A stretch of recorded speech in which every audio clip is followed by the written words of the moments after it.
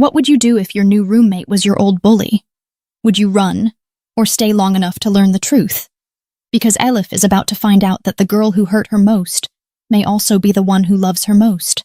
When Elif pushed open the dorm room door with one suitcase, 2 overstuffed canvas bags, and the last clean page of the life she had promised herself, the first thing she saw was a black leather jacket hanging off the back of the chair by the window.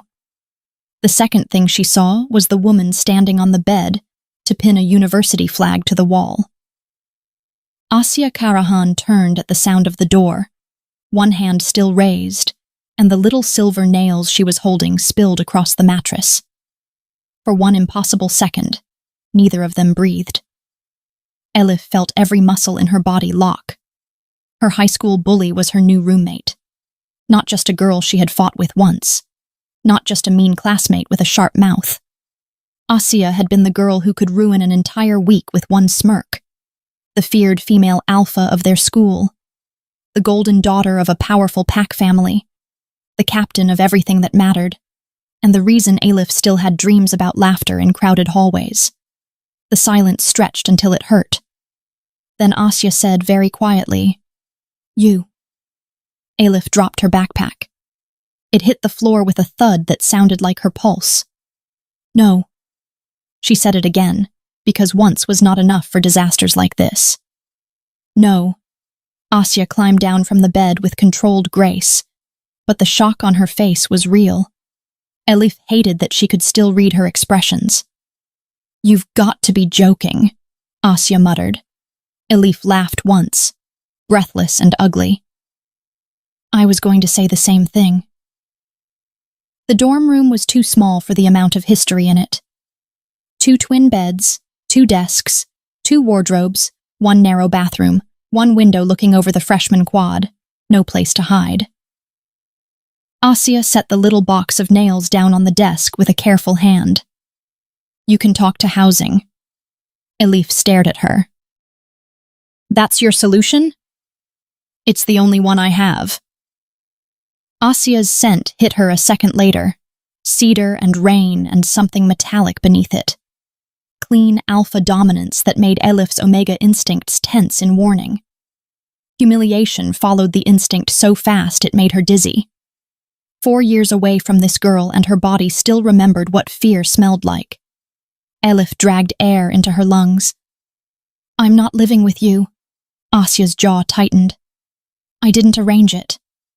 "No, you just benefit from it like you always did." Something moved behind Asya's eyes, some flicker Elif did not trust enough to name. "Believe whatever you want." Elif almost lunged at her then, not because she wanted to fight physically, but because the calm in Asya's voice brought back too many memories. Asya sitting at the back of homeroom while Elif's presentation board shook in her hands.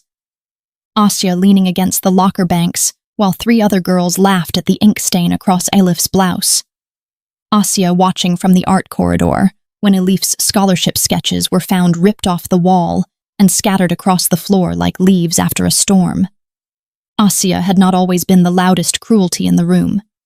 She had simply been the center of gravity around which all the cruelty rotated. Elif's hands curled into fists. "Do you know what?" Asya looked at her with infuriating steadiness. "No." Elif smiled without warmth. "Good." She turned, yanked her suitcase back into the hallway, and marched toward the stairwell before the tears gathering behind her eyes could humiliate her all over again. The housing office was 4 buildings away and smelled like printer toner, old coffee, and bureaucratic indifference. A student assistant with kind eyes and 0 authority clicked through Elif's file, apologized 3 times, and told her every freshman room was full. There were no emergency swaps, no temporary singles, no overflow spaces. She could submit a transfer request and maybe hear something in 2 weeks. 2 weeks! It sounded like a prison sentence.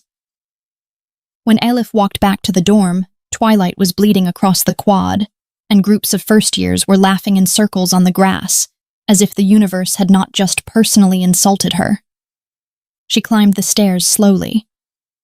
At the end of the corridor, room 318 waited like a threat. When she pushed the door open again, Asya was sitting at her desk with a legal pad and a laptop, sleeves rolled up, dark hair tied back, looking like she belonged there. Elif hated that too. Asya looked up. Well, Elif shut the door harder than necessary. They said no. Asya held her gaze for a moment, then she nodded once. You can take the lower bed. Elif let out a short, disbelieving laugh. Wow. Asya looked back at her notes. It's closer to the window. Did you rehearse being tolerable? Asya's pen stopped moving. No. The room fell quiet except for the distant noise of girls in the hallway and the scratch of Elif dragging her suitcase to the empty side of the room. She unpacked with violent efficiency. Books on the shelf, clothes in the wardrobe, skincare in a little tray by the sink, sketchbooks stacked carefully under the desk. Every motion said, "Stay away from me." Every silence said, "You already know why." Asya did not interrupt. She didn't mock Elif's color-coded folders. She didn't comment on the framed print Elif set on the desk. She didn't even ask about the old Polaroid of Elif and her cousin tucked into the mirror. That made it worse somehow. Mockery would have been familiar. Restraint felt like strategy.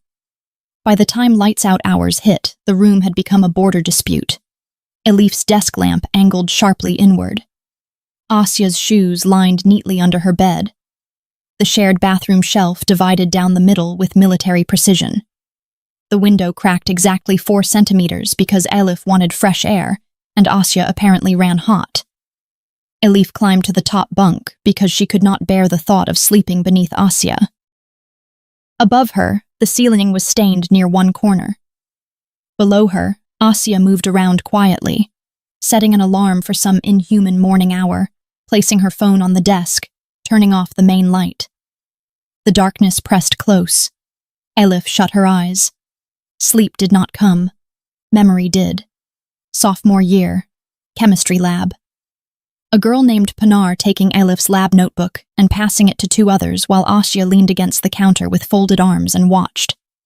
Junior year. A rainy sports day when someone replaced Elif's clean shirt with a soaked one and she had to sit through the afternoon shivering while Asya's friends whispered. Senior year.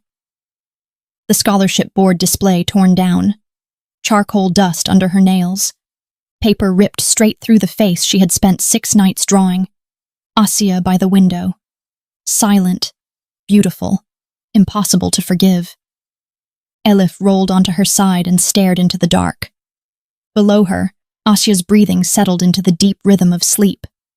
Elif hated her for sleeping so easily. The next morning began with a drill team siren disguised as an alarm. Elif woke with a startled gasp, cracked her elbow on the bed rail, and looked down ready to murder. Asya was already up, already dressed in black athletic shorts and a university training shirt, already tying her hair at the nape of her neck. Morning light made her look unfairly composed. You set that for 5:30? Asya glanced up. I have training? You have a death wish. Asya's mouth twitched before she flattened it. I hit snooze twice. Elif glared. You are a war criminal.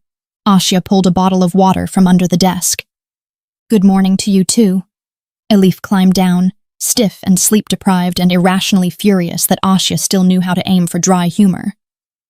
When she stumbled out of the bathroom 10 minutes later, there was a paper cup on her desk. Coffee. No lid. No note. Elif stopped short. Asya was slinging a duffel bag over her shoulder. I didn't ask for that. Asya's face gave nothing away. You looked like you were about to commit a felony. Elif eyed the cup. I'm not taking food or drinks from you. It's from the machine downstairs. I don't care. Asya adjusted the strap on her shoulder. You used to need sugar in the first cup, or you got headaches by 10. The words landed like a slap. Elif's eyes snapped to hers. That had been true in high school. That had been true during a period of her life she had assumed Asya only remembered as a source of entertainment. Asya seemed to realize too late what she had revealed. Her jaw tightened. Elif. Don't. Elif grabbed the cup and dumped it in the sink. The smell of coffee filled the room. She hated that her hands trembled afterward. Asya watched in silence. Then she nodded once, opened the door, and left. That first week became a campaign of controlled hostility. Asya's training schedule clashed with Elif's late studio hours. Elif's music annoyed Asya. Asya's protein powder smelled like sweet chalk and misery. The overhead light stayed on too late. The alarm started too early. The bathroom mirror fogged up. The floor collected damp footprints. The room was always either too warm or too cold, depending on who had last won the window war. But beneath the friction was something stranger. Asya never made fun of Elif in front of anyone. She never told their new classmates about high school. She never let anyone else joke at Elif's expense in her presence. At first, Elif assumed she was planning something subtler. Then Friday happened. Elif came back from intro to visual theory with charcoal on her wrist and a headache behind her left eye. The room door was open. Inside, 3 alpha girls were sprawled across Asya's side of the room like it belonged to them. One was sitting on Elif's desk chair. Another had her boots on Elif's rug. The third, a sleek, dark-haired law student named Celine, whom Elif recognized from orientation whispers, was holding one of Elif's sketchbooks. Elif's chest went cold. Put that down. Celine looked up slowly. Her smile was polished and cruel. Oh. She lifted the sketchbook higher. The roommate speaks. Asya came out of the bathroom in a black tank top, saw the book in Celine's hand, and went utterly still. The air in the room changed. Celine. Her voice was quiet enough to be dangerous. Celine turned the sketchbook over as if inspecting the cover. Relax. She flicked her gaze to Elif. I just wanted to see what our mystery Omega draws. Elif stepped forward. Give it back. Celine's expression sharpened at the command in Elif's tone. Then, before Elif could snatch it, Asya crossed the room, took the sketchbook cleanly from Celine's hands, and placed it on Elif's desk. No wasted movement. No hesitation. Then she looked at the other alpha with eyes like winter steel. Get up. The girl on Elif's chair laughed uncertainly. What? That's her chair. The girl stood. No one made a joke. No one pushed back. Celine's smile thinned. Seriously? Asya did not blink. Out. One of the other girls muttered something under her breath and moved toward the door. Celine stayed where she was. Her perfume filled the room in thick, sweet waves. You've changed. Asya's face turned unreadable. Not enough to ask twice. For a moment, Elif thought Celine might start a real fight. Then Celine laughed, low and contemptuous, and stepped around Asya toward the hallway. As she passed Elif, she paused just long enough to murmur, Careful. Then she left with the others. The silence afterward was sharp as broken glass.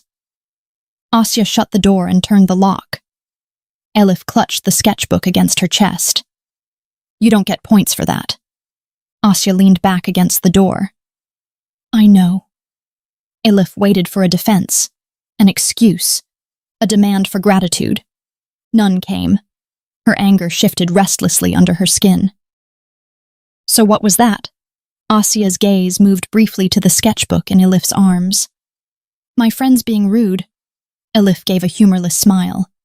Your friends were always rude. The words hung between them. Asya looked away first. Yes. That should have felt satisfying. Instead, it left a strange hollow in Elif's chest. Later that night, after 3 hours of pretending to study while feeling Asya's silence across the room like weather, Elif climbed down from her bunk because the bathroom light had been left on. Asya was asleep on the lower bed, one arm flung over her eyes. A legal pad lay open on the blanket beside her. Elif meant only to reach for the switch. Instead, her gaze snagged on the page. It was a list. Student legal resources, scholarship office contacts, housing appeal steps. At the bottom, in hurried handwriting, was a note. Ask Coach Fiden about single room in athletics hall. Elif stared. The room felt oddly tilted. Asya had been looking for a way to move out. Not move Elif out. Move herself. Elif turned off the light and climbed back to bed with her heart beating too hard. The next morning she said nothing. Neither did Asya. The first major crack in their old story came 3 days later in the student center cafe. Elif was balancing a tray with soup and tea when 2 second-year alpha girls at the next table began whispering loudly enough to be heard. That's her? The one in Karahan's room. She looks breakable. Elif kept walking.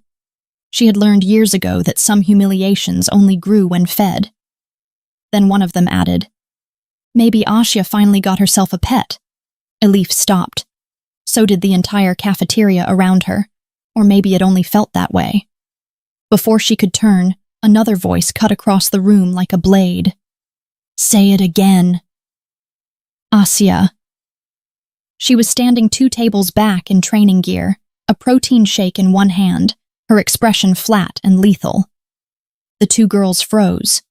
One tried to laugh it off. "We were joking." Asya set the shake down very carefully. "I know." The alpha girl swallowed. "We didn't mean anything by it." Asya took 1 step closer. "Then use your brain and explain the joke." Nobody moved. Nobody breathed. Even the espresso machine seemed quieter. The girl's bravado cracked first. "Forget it." Asya's eyes hardened. "No." The second girl stood abruptly. "Come on." They left with trays abandoned and faces hot. Asya watched them go. Then she turned to Elif, and for one dangerous second the whole room seemed to understand they knew each other far better than anyone had guessed. Elif felt heat crawl up her throat. "Don't do that." Asya frowned faintly. "Do what?" "Act like you get to protect me." Asya's expression shuddered. "I wasn't acting." That answer followed Elif all the way back to the dorm. She wanted to stay angry. She wanted to keep the story simple. But simple was dying by inches. That evening, while rain tapped at the window and Asya highlighted something in a sports medicine textbook, Elif finally asked the question that had been clawing at her since finding the legal pad. "Why were you looking for another room?" The highlighter stopped. Asya did not look up. "You saw that?" "Yes." A beat of silence. Then Asya capped the marker and set it aside. "I thought it would be easier if I left." Elif stared at her profile. "For who?" Asya laughed without humor. "Take a guess." Elif's chest tightened in a way she did not appreciate. "You assumed I'd want you gone." Asya looked at her then. "I know you would." The certainty in her voice did something ugly to Elif's ribs. She folded her arms. "That doesn't answer why you cared." Asya's eyes drifted to the rain-smeared window. "When you came into that room and looked at me like I was the worst thing that had ever happened to you, I believed you." Elif felt the room go very still. "You should." "Yes." Asya said it too easily. That was the problem. If she had defended herself, Elif could have hated her cleanly. But Asya kept accepting the blame like a wound she thought she deserved. It made everything harder. The rain intensified. Somewhere downstairs, girls shrieked and laughed on their way in from the quad. Elif sat on the edge of her bed. "You never even apologized." Asya swallowed once. "I know." "Did it matter so little you forgot?" Asya's face changed then, just for a second. A crack in stone. "I remember all of it." The answer came too fast to be rehearsed. Elif's anger sharpened. "Then why?" Asya's hands tightened on the textbook. Because every apology I tried to write sounded cheap. Elif stared. Poor you. I didn't say it to make you feel sorry for me. Good. Because she did not. Because pity was dangerous. Because some damaged girls knew exactly how to make you lower your weapon just by bleeding near you. Asya looked down. I was a coward. Elif laughed once, sharp and ugly. That's the most honest thing you've ever said to me. For a long moment, Asya said nothing. Then quietly, probably. The semester accelerated around them. Classes deepened. Names became faces. Group chats multiplied. Elif made friends with Daria from life drawing and a soft-spoken beta named Mina from art history. Asya became a constant presence in the athletics building, the library, the corridor outside their room, too visible to ignore and too changed to fit comfortably inside old categories. She still carried herself like power belonged to her. She still had that alpha stillness that made crowds part without noticing. But she no longer wielded cruelty for sport.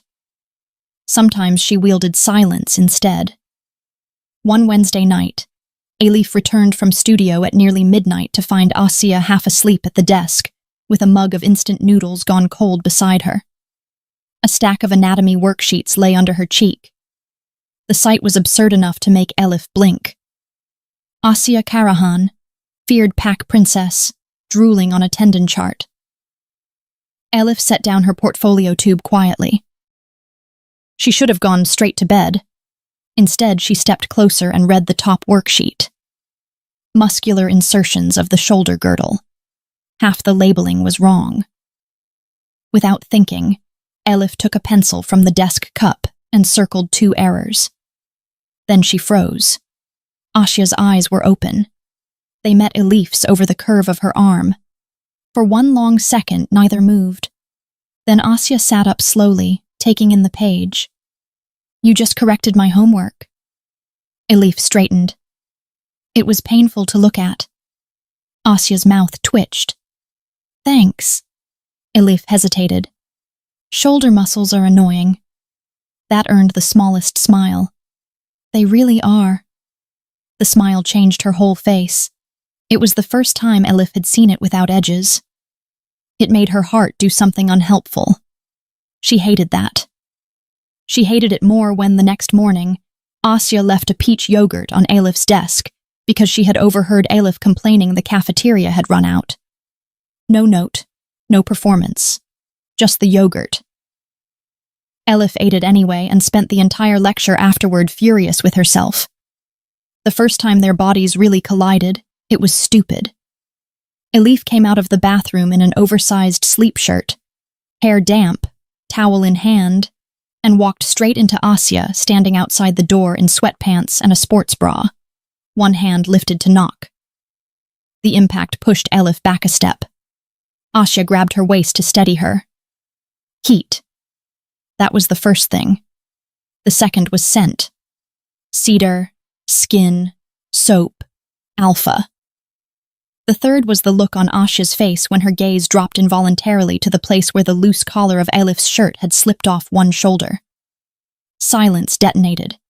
Elif's pulse pounded against her throat. Asya's fingers tightened once, then released as if burned. Sorry. Her voice had gone rough. Elif could not decide which feeling arrived first. Embarrassment, anger, or the treacherous spark low in her stomach.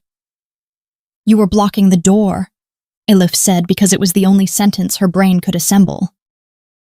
Asya stepped aside immediately. I needed the shower. Then use it.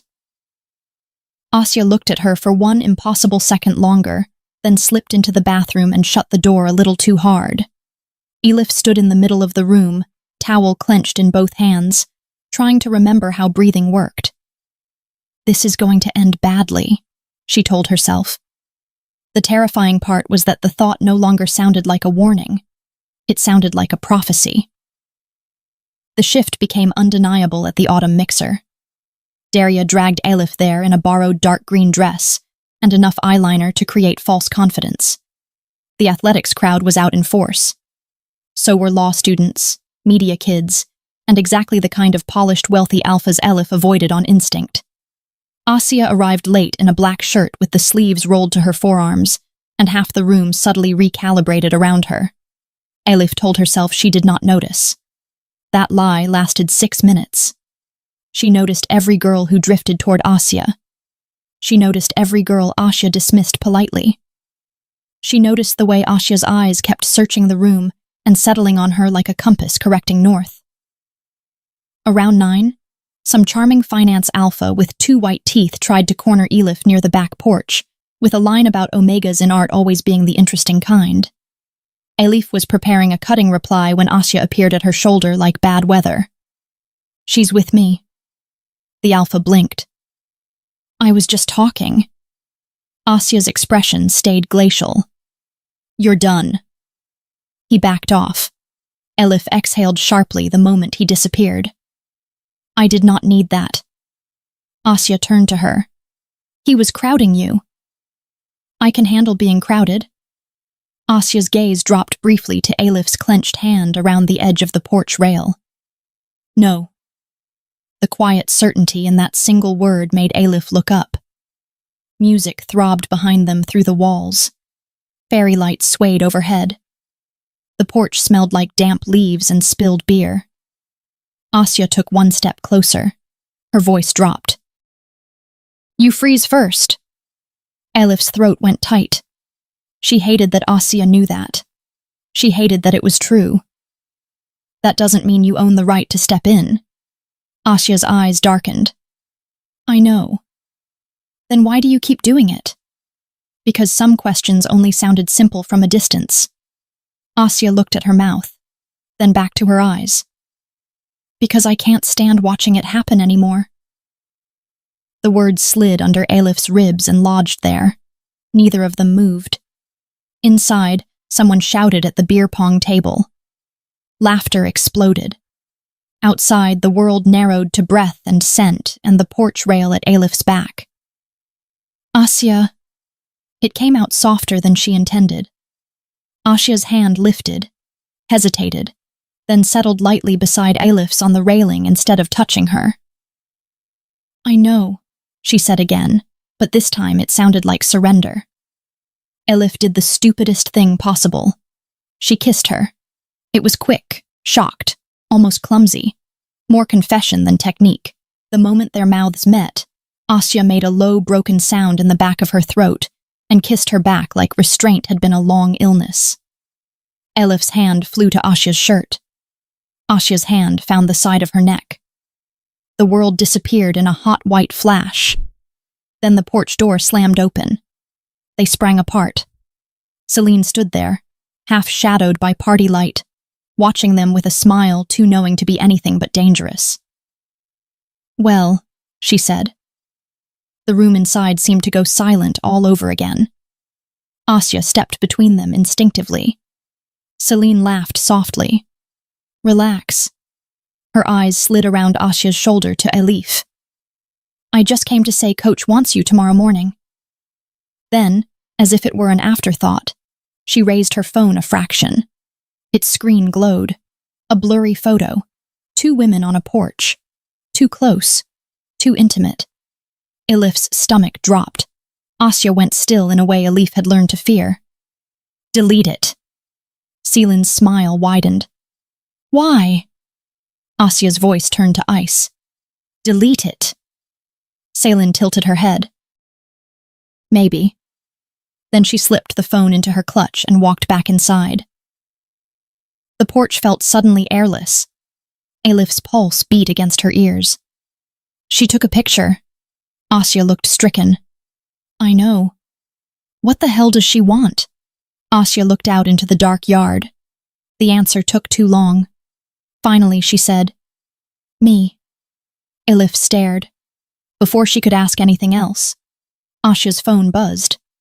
Then buzzed again. Then a third time.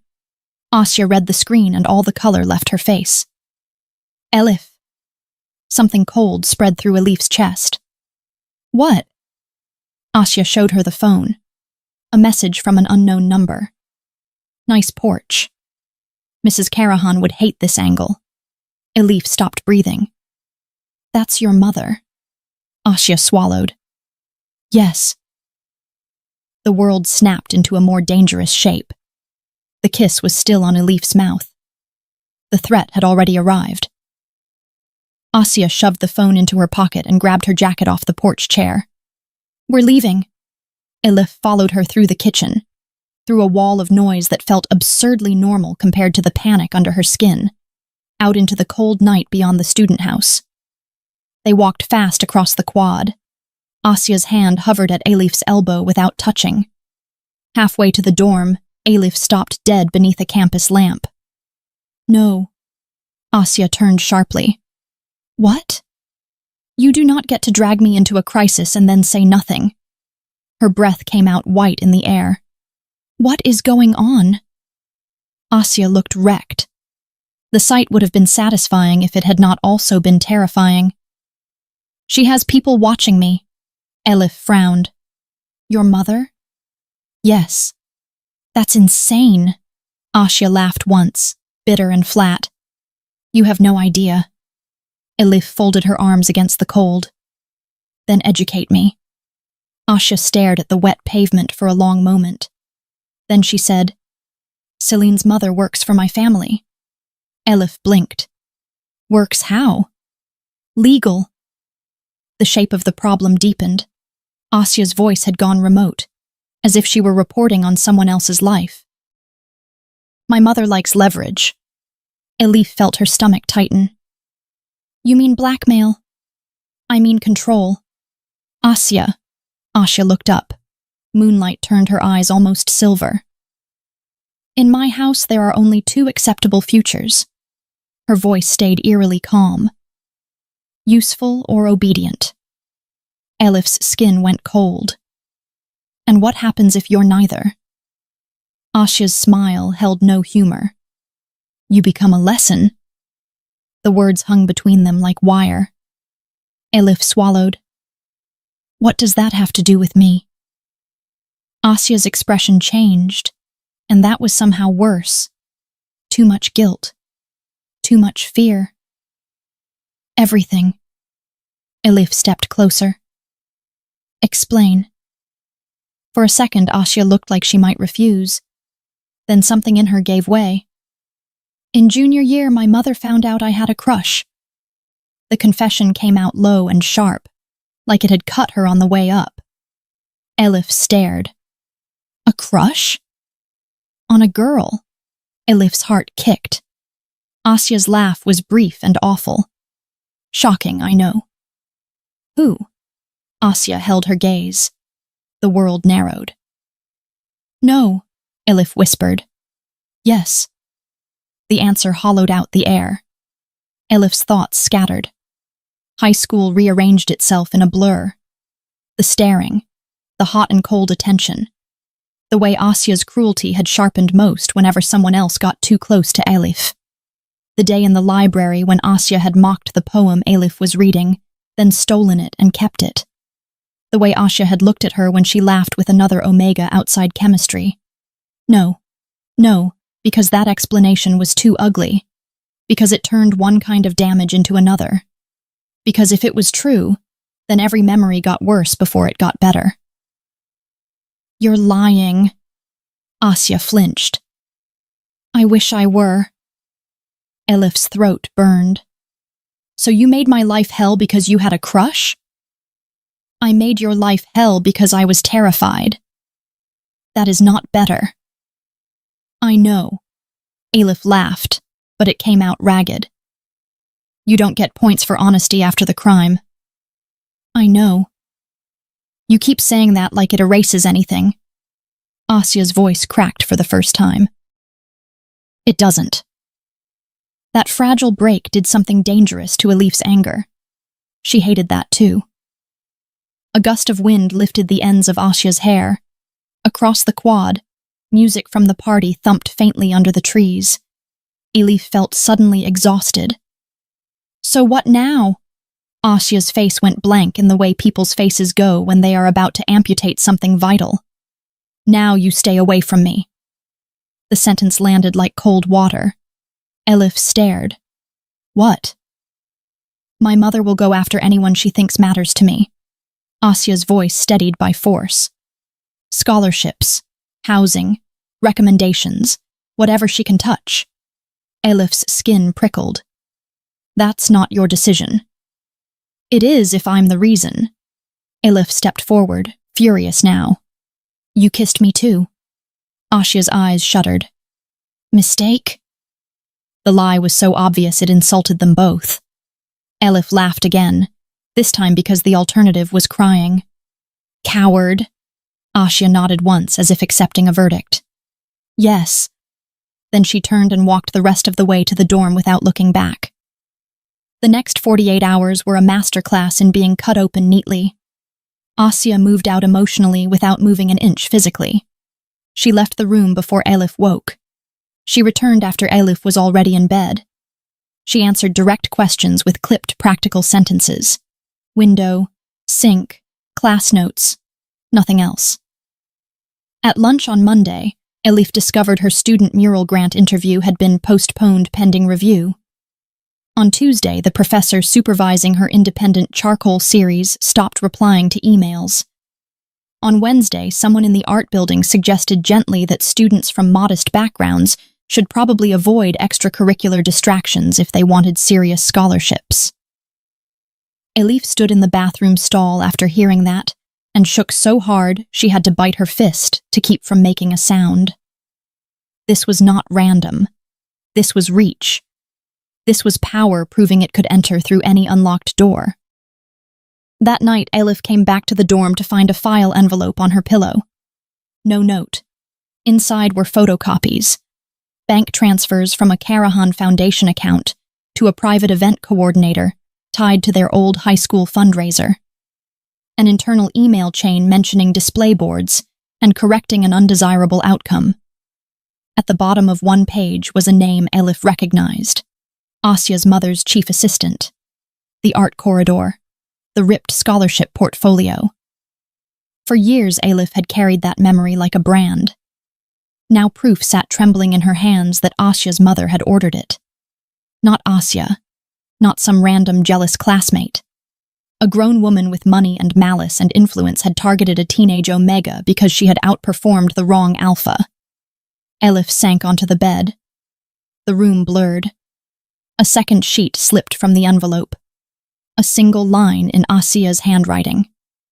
I was late. The same phrase Asia had nearly said in the rain weeks ago. Elif read it again. I was late. Not an apology, not an excuse. Just the truth she had never been given. When the door opened 20 minutes later, Elif was still sitting there with the papers in her lap. Asia froze on the threshold. The duffel bag slid down her shoulder. You found it. Elif laughed through the tears already drying on her face. Found it? She lifted the top page. You left this on my bed. Asia stepped in and shut the door quietly. I thought you deserved to know. Elif stood so fast, the envelope fell to the floor. No. Her voice shook. Do you have any idea what I did with that memory? Asia's face was ghost pale. Yes. No, you don't. Elif's anger rose too fast to control now. I built my entire hatred of you around that day. She slapped the papers against her own chest. I remembered your face every time I thought about quitting art. I remembered your silence every time I second-guessed myself. I remembered you standing there. Asia's throat worked once. I know. Elif let out a sound halfway between a laugh and a sob. Stop saying that. The room crackled with everything they had not survived cleanly. Asia did not defend herself. She did not say it wasn't her fault. She did not say she had been young. Instead, she said the one thing Elif had never once imagined hearing. I loved you and I let them hurt you. Silence. Utter. Complete. Elif stared at her as if the words had changed gravity. Asia's eyes shone but did not look away. I thought if I was cruel enough in public, my mother would stop looking. I thought if I made you hate me, you'd be safer from all of it. A tear slid down Elif's cheek before she realized it was there. That is the sickest thing you've ever said to me. Asya's mouth trembled. I know. Elif laughed wetly, exhausted by the repetition, exhausted by the impossible collision of rage and grief and relief. You do not get to call that love. I'm not. Asya's voice dropped lower. I'm calling it what broke me. For a moment, Elif could not breathe. Every old version of herself seemed to be standing in the room with them. The girl in the chemistry lab, the girl in the bathroom after the ripped drawings, the girl who thought the beautiful Alpha by the window was the face of everything cruel. They all wanted different things. Vengeance, explanation, distance, arms. Elif hated them all. She hated the shaking in her own hands. She hated how wrecked Asya looked. Most of all, she hated that the truth had arrived too late to fix what it clarified. Her voice came out thin. Why are you giving me this now? Asya's expression hollowed. Because my mother is escalating. Elif stiffened. What does that mean? It means she thinks if she hurts your future, I'll go back into line. The room seemed to constrict around them. It means Selin wasn't freelancing. It means the grant interview and the mural review are just the beginning. Elif looked at the papers again. And this is what? Insurance. Asya drew a breath. And maybe a weapon. Elif's heartbeat steadied around a new idea. Not clean, not noble, useful. You want to fight her? Asya looked almost startled. I want her away from you. That's not an answer. A tiny flicker of something returned to Asya's face. No. Elif wiped her cheek hard with the heel of her hand. Good. Asya frowned. Elif. No. Elif stepped closer, voice sharpening. You do not get to martyr yourself and decide for me. Your mother tried to ruin my life in high school. She's trying again now. If she wants a war, I'm done being the girl who cries in the bathroom and disappears. The words left the room glowing. Asya stared at her like she was seeing her for the first time. You don't know what she can do. Elif's mouth hardened. Then she can learn what I can do. That should have been the triumphant turning point. It wasn't. Because 2 days later, Asya broke Elif's heart anyway. It happened outside the law building at noon. Elif had just left a meeting with a student legal aid volunteer recommended by Daria's cousin when she saw Selin near the front steps, talking into her phone with that same cat-with-cream smile. Elif slowed. Selin saw her and smiled wider. Well? Elif kept walking. Move. Selin shifted deliberately into her path. I heard your grant review disappeared. Elif's jaw clenched. Get out of the way. Selin leaned in. You really thought kissing Asya on a porch would end with poetry and hand-holding? Elif felt the blood drain from her face. Before she could answer, another voice cut in. Selin. Asya. She was crossing the quad at a run, face storm-dark, shoulders rigid. Selin stepped back with lazy grace. Saved by your Alpha. Elif turned sharply. I don't need saving. Selin laughed. No. Her eyes slid to Asya. You need warning. Then she walked away. Asya stopped in front of Elif, breathing hard. Did she touch you? Elif stared at her. That's what you're asking? Asya's eyes flashed. Elif. No. Weeks of fear and confusion and helpless rage finally tore loose. You do not get to keep choosing what matters. Asya's expression shifted from anger to alarm. Elif, not here. Why? Elif's voice rose. Because people might hear? Because your family might see? Because you only want me close when it's in secret and far when it costs you something? The words landed. So did the crowd's attention. Students slowed on the steps. Someone pretended very badly not to watch. Asya's face went white. That's not fair. Elif laughed. Fair? The sound cracked. You want fair now? Asya stepped closer and lowered her voice. Please. That single word nearly undid Elif. Then Selin's earlier smirk flashed in her head. Then the grant interview. Then the ripped drawings. Then the envelope on the pillow. And something in her snapped. You ruined my life in high school. She took a shaking breath. Do not ruin it twice. Asya flinched like she had been struck. Silence spread outward from them in rings. Then Asya did the one thing Elif had not expected. She nodded. Slowly, like accepting sentence. You're right. The calm in those words terrified Elif more than any argument. Asya stepped back. When she spoke again, her voice had turned flat and formal. Then let me make this easier. Elif's stomach dropped. Asya. In case there was confusion, Asya said, loud enough now for the nearby crowd to hear. There is nothing between us. Elif went cold from scalp to heel. The steps behind them seemed to disappear. This isn't funny. Asya's face was marble. It wasn't supposed to be. A few students exchanged glances. Someone whispered. Elif could feel the old humiliation rushing back like floodwater. Asya. I was trying to handle it privately. The performance was so precise it made Elif sick. But if you need clarity, here it is. You were a mistake. The world blurred. Elif knew, with a part of herself untouched by shock, that Asya was lying. She knew it the way one knows a scream through walls. But the body does not care when pain is strategic. Pain still lands. Pain still humiliates. Pain still tears. Elif slapped her. The crack split the air. Nobody on the steps spoke. A red mark bloomed across Asya's cheek. Her eyes closed for 1 second. When they opened again, they were full of something so raw it nearly made Elif throw up. Then Elif turned and walked away, while the old nightmare of public humiliation crawled over her skin all over again. She did not go back to the dorm.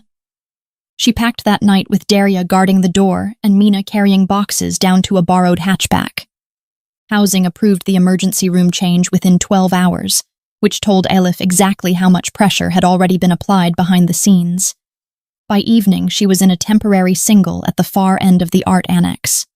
Smaller, colder, blessedly empty. 3 days passed without a word from Asya.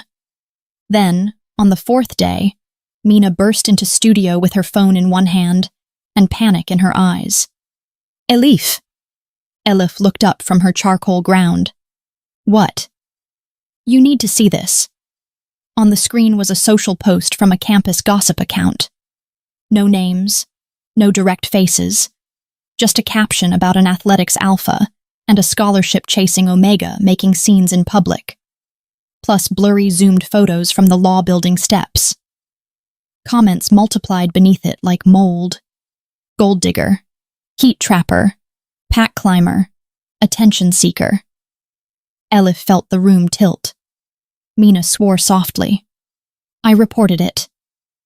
Daria, arriving 2 seconds later, took one look at Elif's face and said the sort of creative profanity that should have earned a medal. Elif set the charcoal down very carefully. Her hands were steady now in the dangerous way. Not calm. Past calm. She did this, Mina whispered. Elif shook her head. No. They both looked at her. Elif's voice was hollow. Celine did.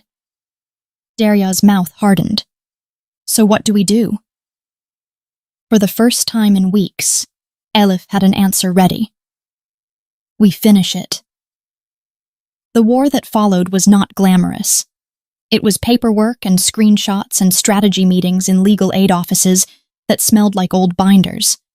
It was Daria bribing a student reporter with expensive pastries to look into donor influence. It was Mina finding archived event photos from their old high school fundraiser. It was Elif compiling every message, every postponement, every administrative irregularity into one brutal timeline. And, in the middle of it all, it was Asya.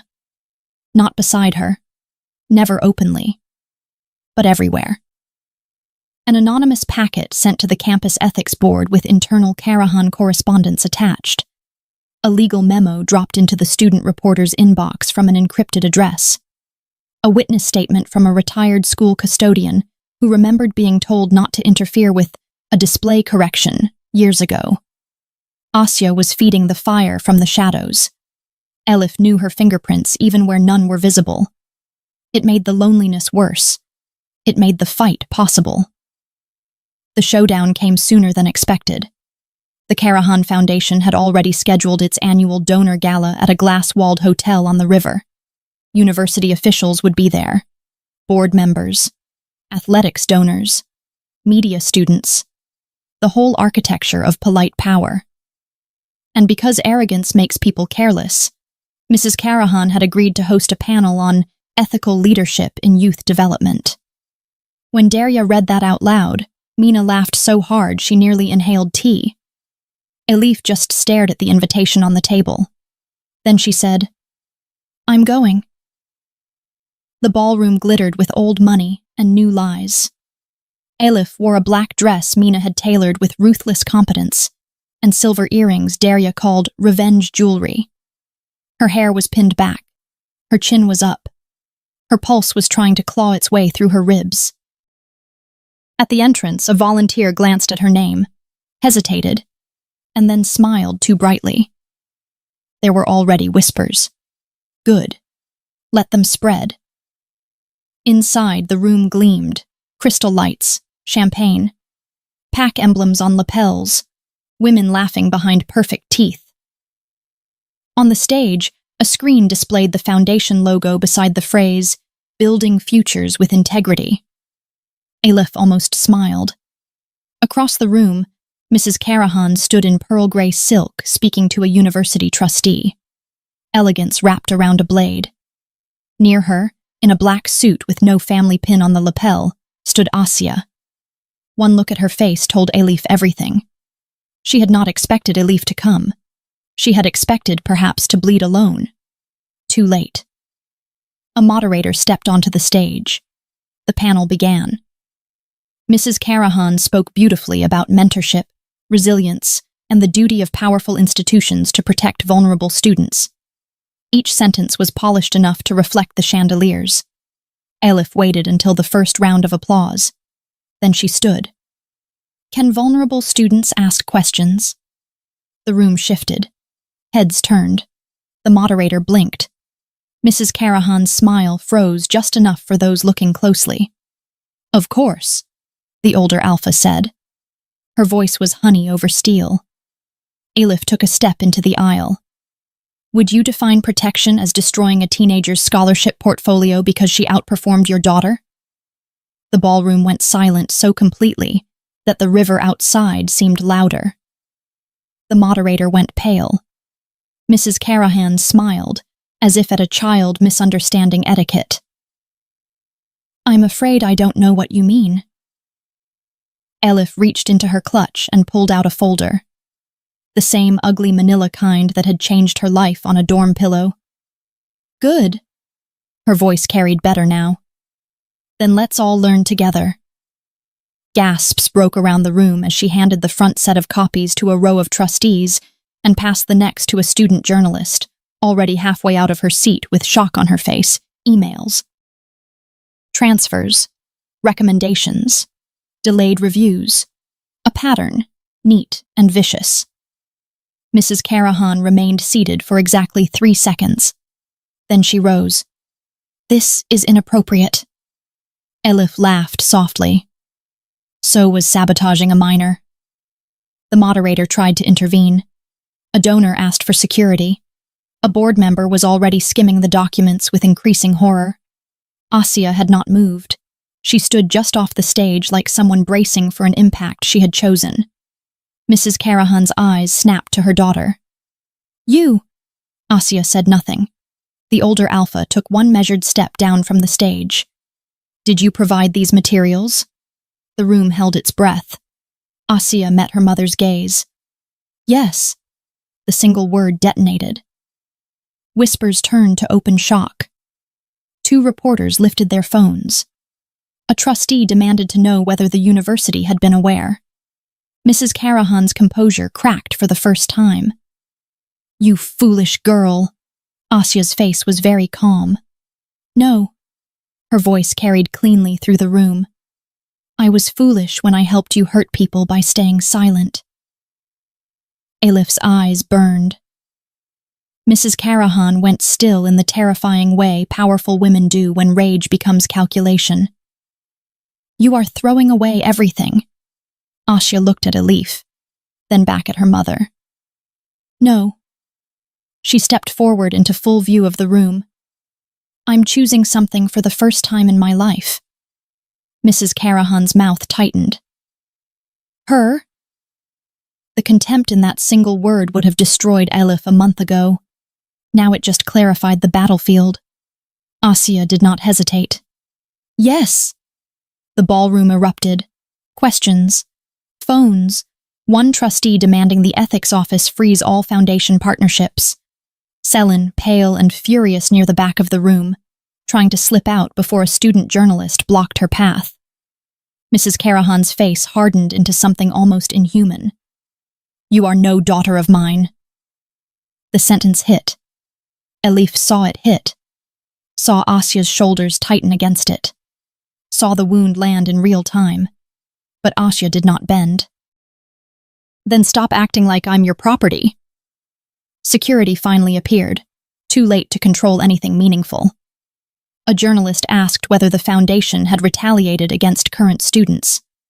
Another asked whether there were more undisclosed interventions in secondary school placements. Panic moved through the donor tables like spilled ink. Mrs. Karahan turned as if to leave, then stopped and looked directly at Elif. You think you've won? Elif lifted her chin. No. Her voice was steady now. I think you got caught. The look Mrs. Karahan gave her promised future damage. The look Elif gave back promised she would no longer face it alone.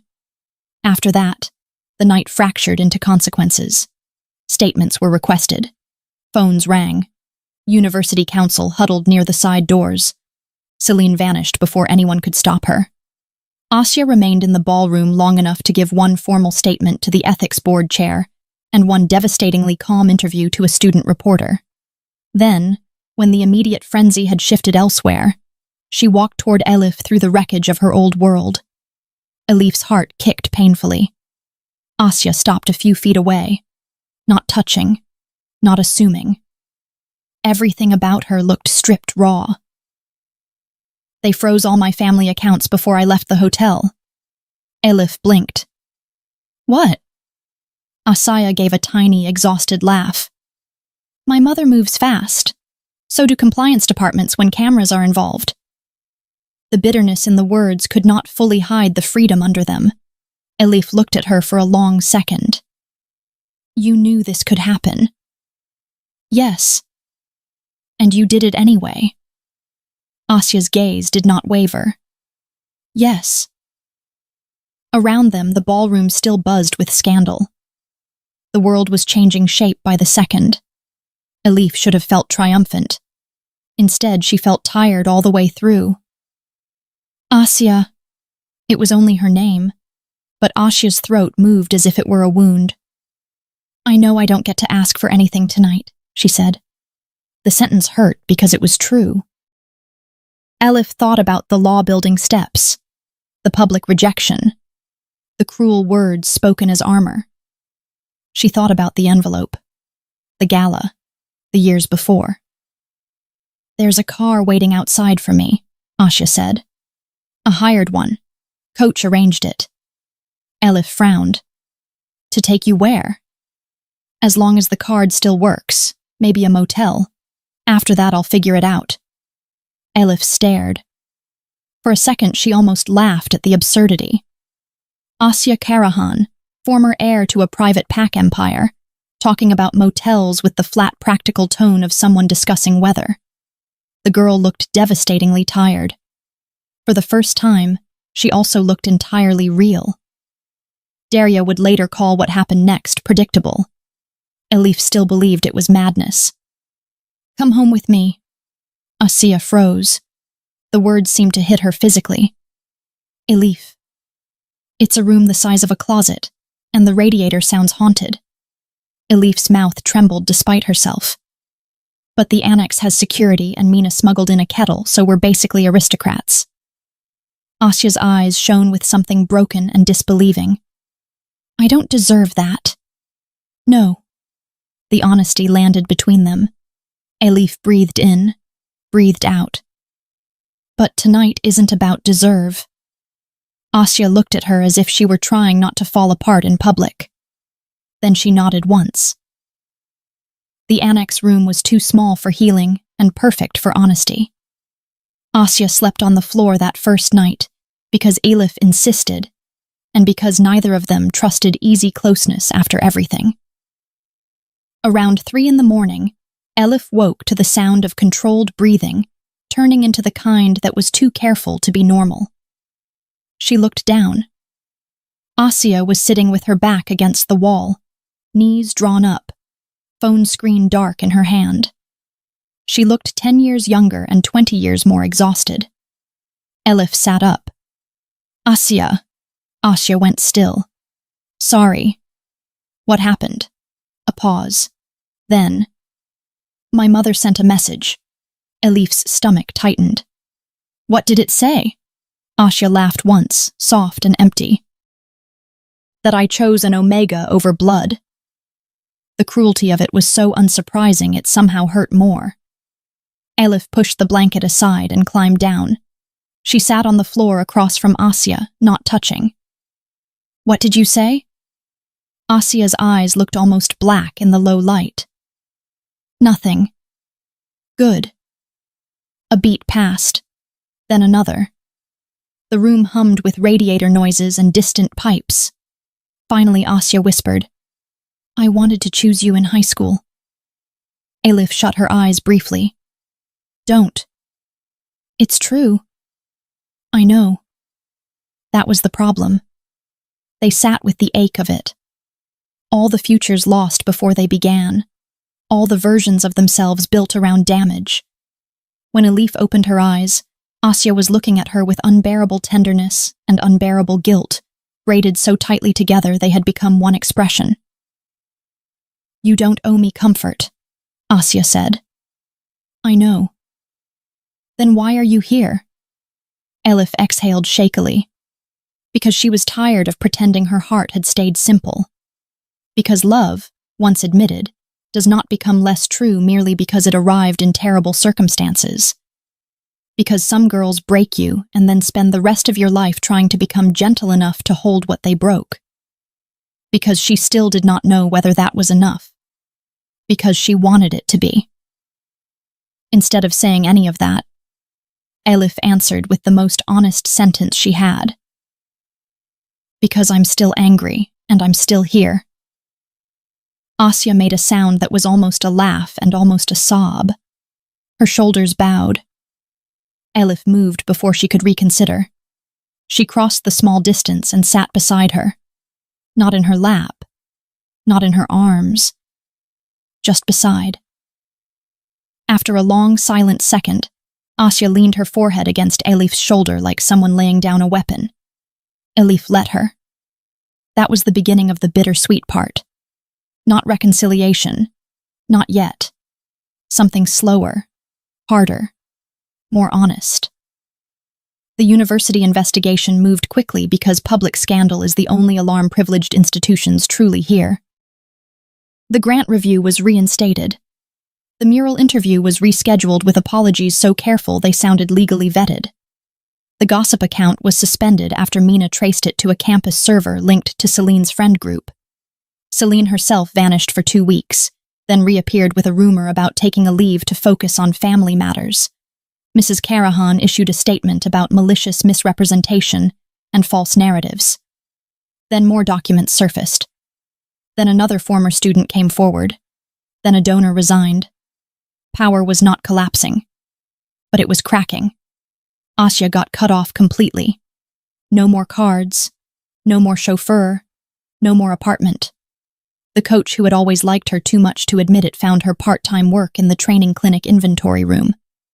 The dean of athletics told her, in a surprisingly gentle office meeting, that she could keep her student place but not her captain track until the investigation closed. Asya accepted it all like weather.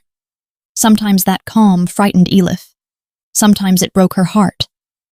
They did not become a couple overnight. That would have been easier, simpler, more cinematic. Real life, unfortunately, preferred precision cuts.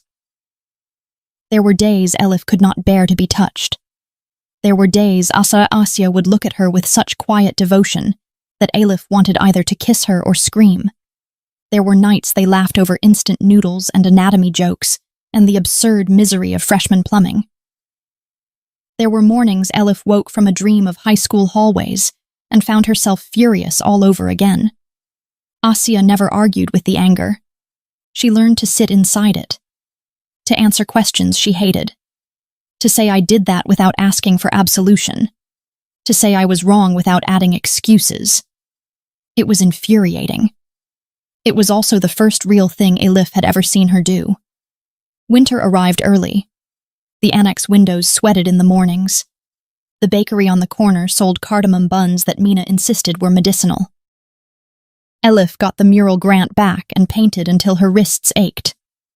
Asya worked, studied, and slowly learned how to live without the architecture of wealth holding up every wall around her. One evening, Elif found her staring at the price of pasta in the campus market, as if it were a philosophical problem. Elif laughed so hard she had to lean on the cart. Asya looked offended. "This is robbery. This is dinner. I used to think groceries just appeared." Elif blinked, then laughed harder. Asya ended up laughing too, red-cheeked and embarrassed, and more beautiful than she had any right to be, while holding 2 discount tomato cans.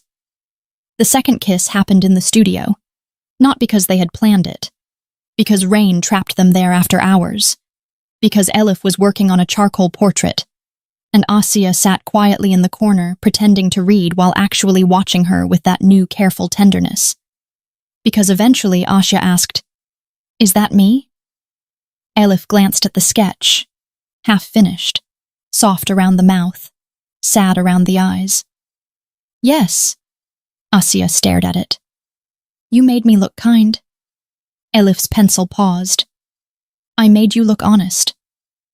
When she looked up, Asya was already standing, already close enough that the room changed shape around them. "I was thinking about that day on the law building steps," Asya said. Elif's stomach tightened. "You don't have to."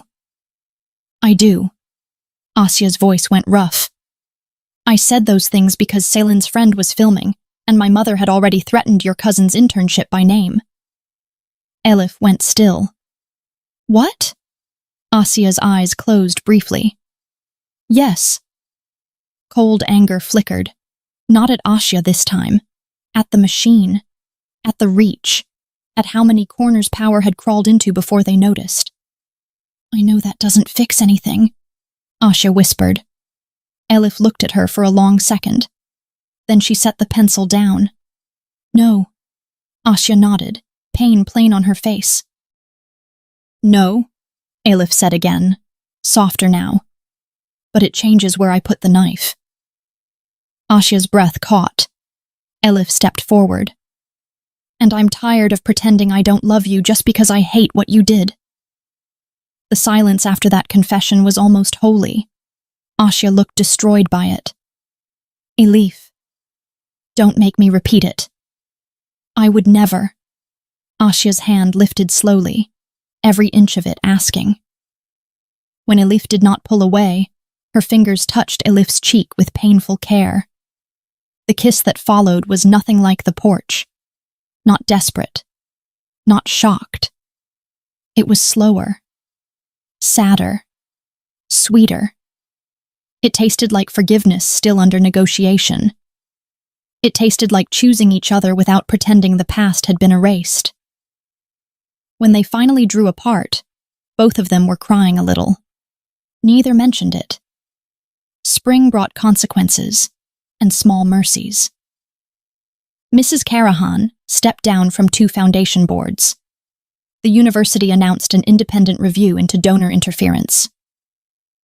Celine returned long enough to drop one final venomous comment near the law building and discovered, to her lasting surprise, that Elif could now ruin a woman with a single public sentence. Asya laughed for 5 full minutes afterward. Elif got the scholarship she should have had years earlier.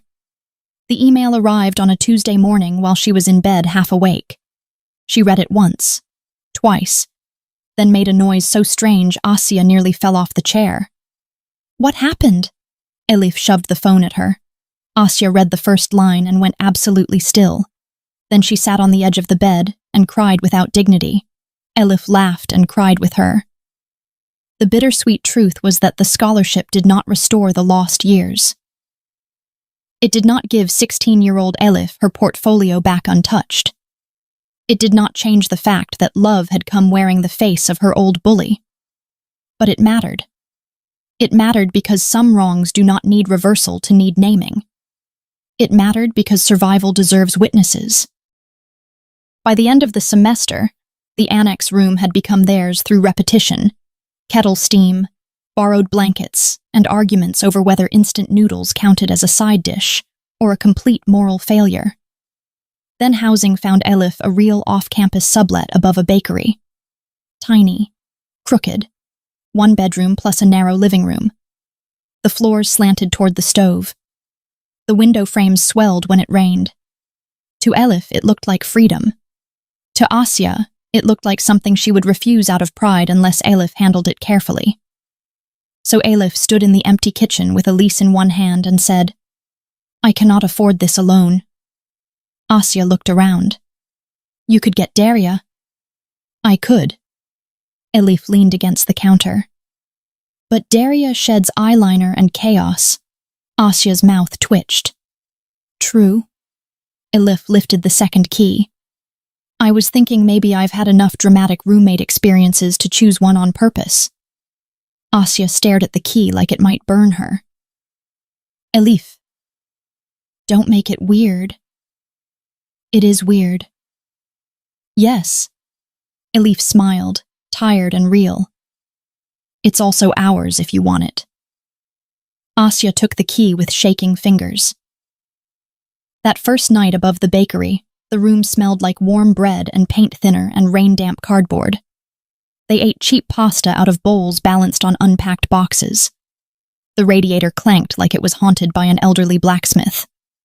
At midnight, a pipe somewhere in the wall shrieked hard enough to make them both jump.